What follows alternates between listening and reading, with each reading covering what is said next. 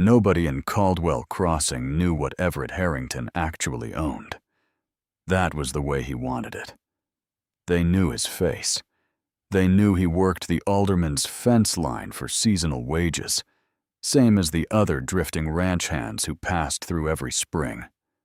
They knew he kept to himself, ate at the far end of Dottie's lunch counter, and never once complained about the blisters on his hands or the dust that settled into everything a man owned out here.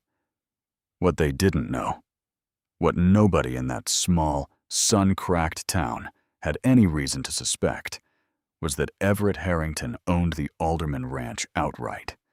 He owned the feed store on the corner of Birch and 2nd.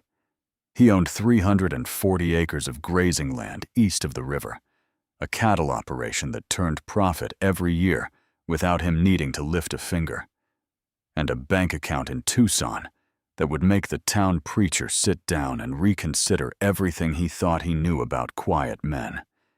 He had come to Caldwell Crossing looking for something money had never once helped him find. It had started 2 years prior, after a woman named Sylvia had smiled at him across a dinner table in Dallas and told him she loved him with such convincing warmth that he'd nearly believed it. He had believed it, for a while. Long enough to buy a ring. Long enough to introduce her to his business partners and watch her transform, almost overnight, into someone who spoke about his land in terms of acreage value and referred to his cattle operation as an asset. She hadn't loved him. She had loved the shape of what he represented.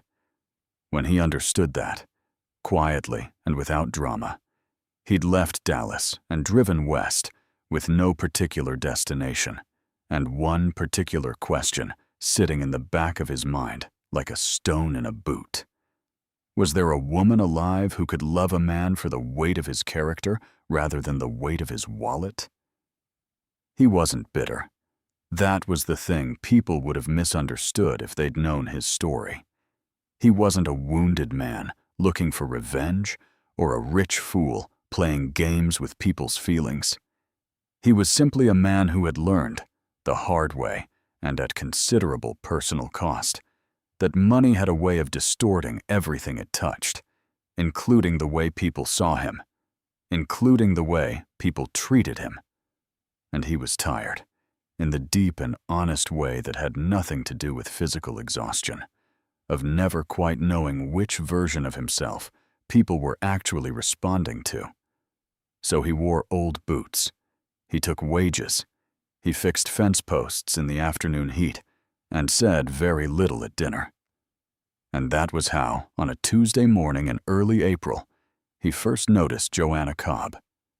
She was standing outside the dry goods store on Main Street, studying a list written on a folded piece of paper with the kind of focused expression that suggested the list was longer than her budget. She wore a plain gray dress, her dark hair pulled back without fuss, and she was moving her lips slightly as she calculated something in her head.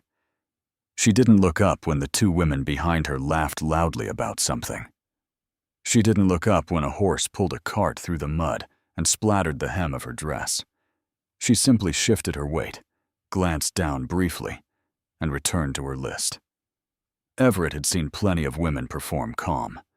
This one wasn't performing anything. He didn't speak to her that day.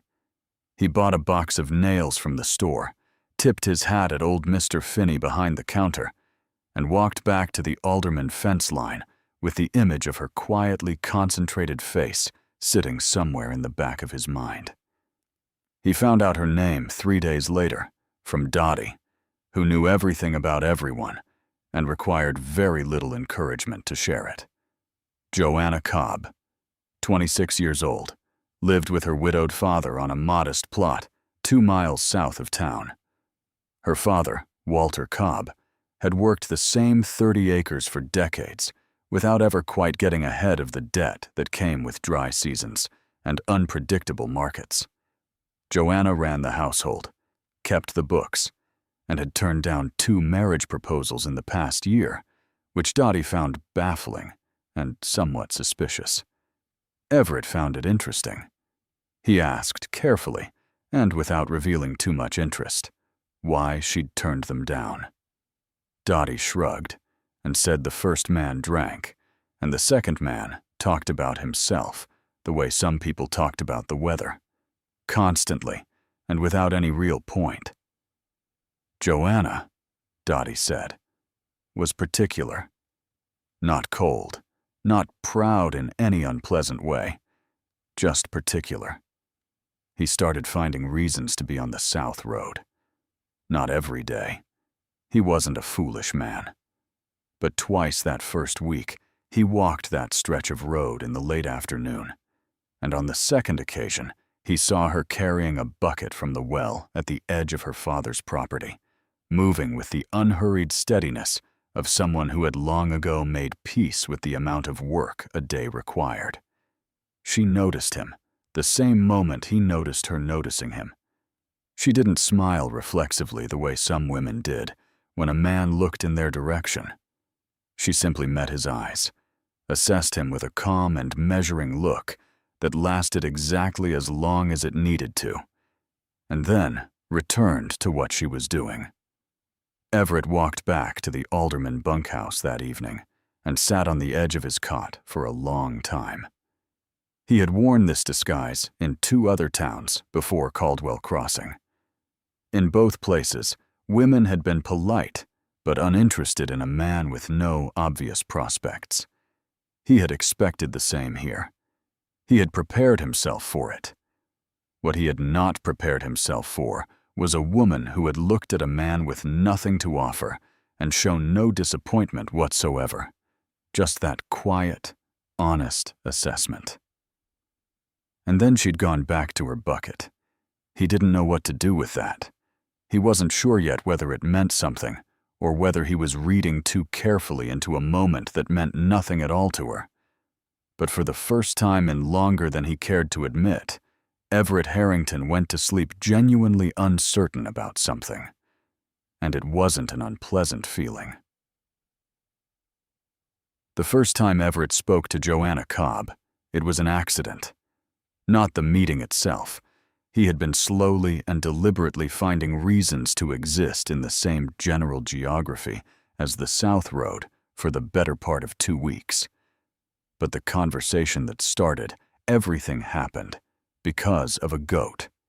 Specifically, one of Walter Cobb's goats, a stubborn gray animal with a notched left ear, which had worked its way through a gap in the fence and was standing in the middle of the road, with the particular expression of an animal that has made a decision and has no intention of revisiting it. Everett came around the bend on foot and nearly walked into it. He stopped. The goat stared at him. He looked up and saw Joanna 30 yards away, already coming through the gate with a length of rope and the expression of a woman who had done this before and expected to do it again many times before she was finished with this earth. "He gets out on Tuesdays," she said, when she was close enough to speak at a normal volume. "I don't know why Tuesday specifically." "Maybe he counts," Everett said. She looked at him then, that same level, unhurried look she had given him on the road before. Up close, her eyes were darker than he'd expected. There was a small scar above her left eyebrow, thin as a thread, that he hadn't been able to see from a distance. "You're one of the alderman hands," she said. It wasn't a question. "Everett," he said, and held out his hand. She shook it without hesitation. Her grip was firm and brief and entirely without performance. "Joanna Cobb." "I know," he said, and then immediately wished he hadn't. She raised an eyebrow, not accusatory, just curious. "Dottie," he said. Joanna's expression softened into something that wasn't quite a smile, but lived in the same neighborhood. "Dottie knows everything." "She's aware of that." The goat took advantage of the conversation to wander another 4 feet down the road. Joanna turned and looped the rope around its neck with the efficiency of long practice, and Everett found himself helping without being asked, moving around the animal's left side to redirect it back toward the gate, while she guided it from the right. They worked together without any discussion about it, which he noticed. When the goat was back inside the fence and Joanna had secured the gap with a piece of wire, she pulled from her apron pocket, because of course she had wire in her apron pocket. She turned back and looked at him with a straightforward expression. "Thank you," she said. "It was a goat," he said. "I didn't do much." "You didn't stand there watching either," she replied. "That counts for something." She went back through the gate. He stood on the road for a moment longer than necessary, then continued on his way. By the time he reached the alderman bunkhouse, he was already trying to remember exactly how she had said it. That counts for something. Simple words. But she had meant them exactly as she'd said them, without decoration, without agenda. And that was the thing about Joanna Cobb that he was beginning to understand would be difficult to stop thinking about. She said what she meant, precisely and without excess. In Everett's experience, that was rarer than gold. Over the following 3 weeks, they fell into something that neither of them named. He passed the South Road more regularly now, and she no longer pretended not to see him coming. They talked at the fence or walking the edge of her father's property when he helped with small repairs that Walter Cobb's aging hands struggled with. Walter himself was a quiet man who watched Everett with careful eyes and asked him once, without preamble, what his intentions were. Everett said he didn't rightly know yet, but they were honest.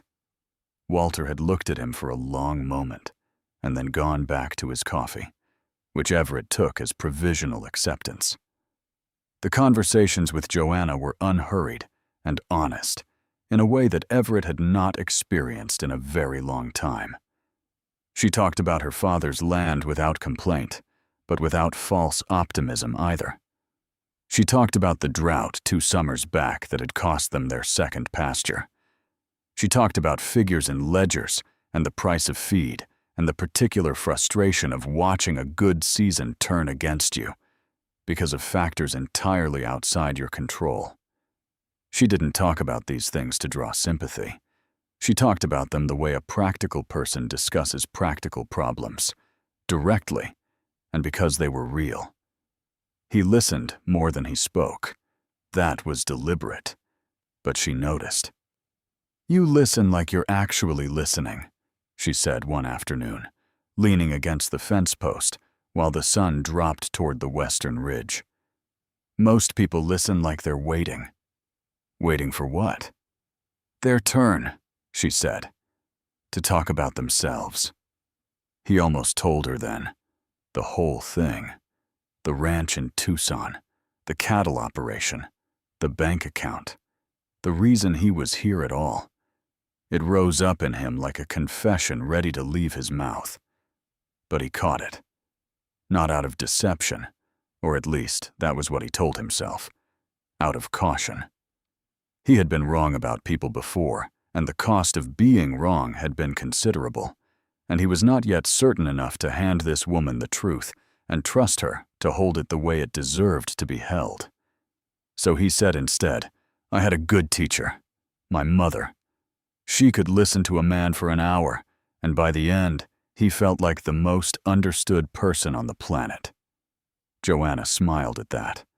A real smile, unhurried, that reached everything. "She sounds like someone worth knowing," she said. "She was," he said. The quiet that followed was comfortable in the way that only honest silences can be, and for a while they both just watched the light change over the ridge without feeling any need to fill the space between them. It was Dottie who nearly undid everything. She didn't mean to. She was simply Dottie, generous and warm and entirely incapable of keeping certain categories of information to herself when she felt the sharing of it served a good purpose. And she had decided, without consulting anyone involved, that Joanna Cobb deserved to know that the quiet ranch hand courting her was, in her words, not exactly what he appeared to be. She didn't know the full truth. She knew only a fragment, a rumor that had drifted in from a passing cattle broker who had recognized Everett's name and mentioned casually, and without realizing the complication he was creating, that a Harrington out of Tucson had bought up the Alderman property last spring. Dottie told Margaret Finney. Margaret Finney told her husband. Her husband mentioned it to Walter Cobb over a game of cards. Walter Cobb said nothing to anyone. But the next time Everett came to the fence, Walter was sitting on the porch instead of inside, and he watched the two of them talk with an expression that was harder to read than usual. When Everett left that evening, Walter called Joanna inside, and she came to the fence the following morning with something different in her posture. Not coldness, not anger. Something more difficult than both of those. Uncertainty. "My father heard something," she said, without preamble. "About your name." Everett went very still. He heard the man who bought the Alderman property last spring has the same last name as you. She wasn't looking away from him. She was doing what she always did, looking straight at the thing in front of her. "I told him it was probably a coincidence." The word coincidence sat between them on the fence rail like something fragile. He had a choice to make. He could see it clearly. He could confirm the coincidence and buy himself more time. Or he could tell her the truth right now, on a Thursday morning with her father watching from the porch, and find out in the next 30 seconds what kind of woman Joanna Cobb really was. He opened his mouth, and before he could say a single word, she said quietly, "I don't care about any of that, Everett. I just want to know if you've been honest with me about who you are." He looked at her for a long moment. "Not entirely," he said. The silence that followed was the longest of his life. She didn't walk away. That was the first thing he noticed. Her jaw tightened slightly, and she looked down at the fence rail for a moment, and he could see her working through something internal with the same quiet focus she brought to everything. But she didn't step back. She didn't raise her voice. She stood exactly where she was and waited, because Joanna Cobb had never been a woman who made decisions before she had the full picture. "Tell me," she said, simply and without drama. So he did. He told her about the ranch in Tucson, the cattle operation, the land east of the river, the feed store on Birch and 2nd. He told her about Dallas and Sylvia and the ring he had returned to the jeweler on a gray November morning with a clarity that had felt more like exhaustion than resolution. He told her about the 2 other towns before Caldwell Crossing and the particular loneliness of a man who could buy nearly anything except the certainty that he was wanted for the right reasons. He told her all of it in plain language, standing at her father's fence on a Thursday morning, and he did not dress any part of it up or make himself sound better than he had been. When he finished, she was quiet for a long time. Walter Cobb had stopped pretending to read his newspaper on the porch. "So the work you've been doing," she said finally. "The fence line, the wages." "Real work," he said. "I needed it to feel real." "And us?" she asked. "Talking at this fence every other morning for the past month?" "The realest thing I've done in years," he said. "That I can promise you." She looked at him with those dark, steady eyes, and he understood that she was not measuring his wealth or his land or the number that lived in his Tucson bank account. She was measuring him, the way she measured everything, carefully, honestly, without sentimentality. "You lied to me," she said. "I did," he said. "Not about who I am, but about what I have. And I understand if that's something you can't move past." She turned and looked out over her father's 30 acres, the dry grass, the modest house, the fence that needed painting, and the well that needed a new pulley, and the second pasture that had never fully recovered from the drought. She looked at all of it for a long moment, and then she looked back at him. "I turned down 2 men before you," she said. "You probably heard that from Dottie." "I did. Do you know why?" She said one drank and one talked too much about himself.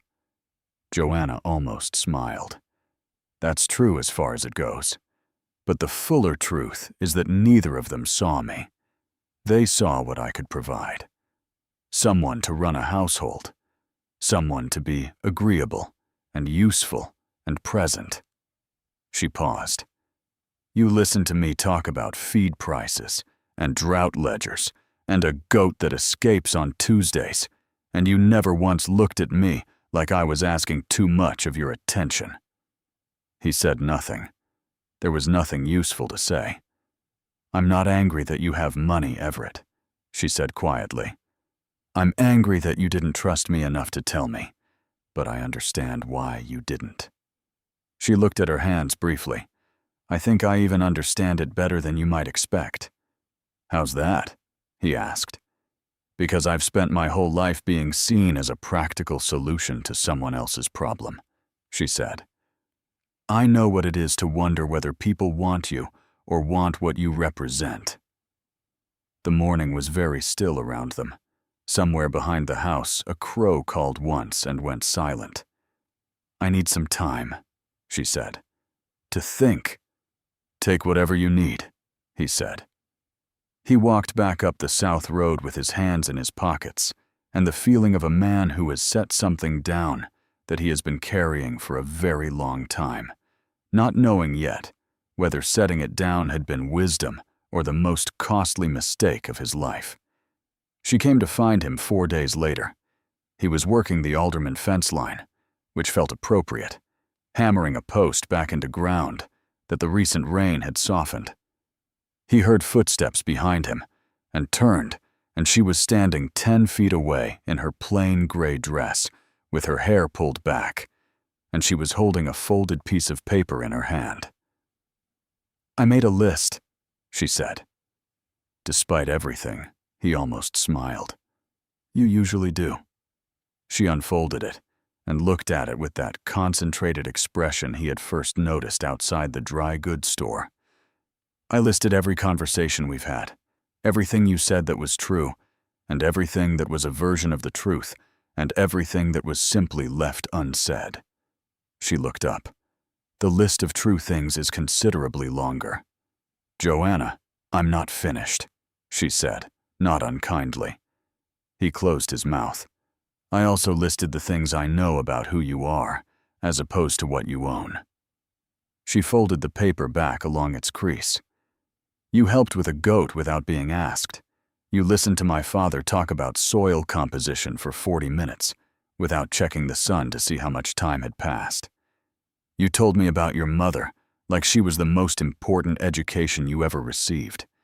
And when I asked you directly if you'd been honest with me, you said no." She paused. "You could have said yes. I might have believed you. You said no." The post he'd been hammering stood very still between them. "I don't care about the ranch," she said, "or the land east of the river, or the feed store." She looked at him with an expression so plain and unguarded that it cost him something just to receive it. "I care that you're the first person in a long time who seemed genuinely interested in what I actually thought about things." He crossed the distance between them in a few steps, and she didn't move back.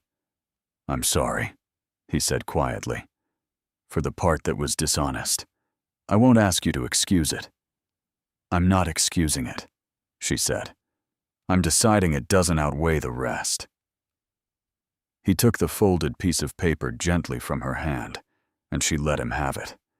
And for a moment they stood in the middle of the alderman fence line, with the spring wind moving through the grass around them, and the particular silence of 2 people who have arrived, by different and difficult roads, at exactly the same place. They were married in June. Not a large wedding. Joanna had no interest in spectacle, and Everett had spent enough years around people who confused performance with meaning that he was relieved by her simplicity in the matter. It was held in the yard behind the Cobb property, with Walter standing beside his daughter with an expression of quiet satisfaction, and Dottie weeping with an enthusiasm that suggested she felt personally responsible for the outcome, which was not entirely inaccurate. Everett signed the Cobb property debt clear the week before the wedding. He did it without announcement, through the bank, and said nothing about it to Joanna until the morning after they married, sitting on the porch of what would become their home while the sun came up over the eastern ridge. She was quiet for a moment. Then she said, "You should have asked me first." "You're right," he said. "I should have. But thank you," she said, and she leaned her head against his shoulder in a way that was so simply and completely herself that he understood it was the finest thing anyone had ever given him. Walter Cobb lived another 11 years, long enough to see 2 grandchildren learn to walk in the same yard where his daughter had been married. Everett never fully stopped working with his hands, which Joanna understood was not about money or necessity, but about the particular peace a man finds in honest physical effort. She kept her lists. He kept listening.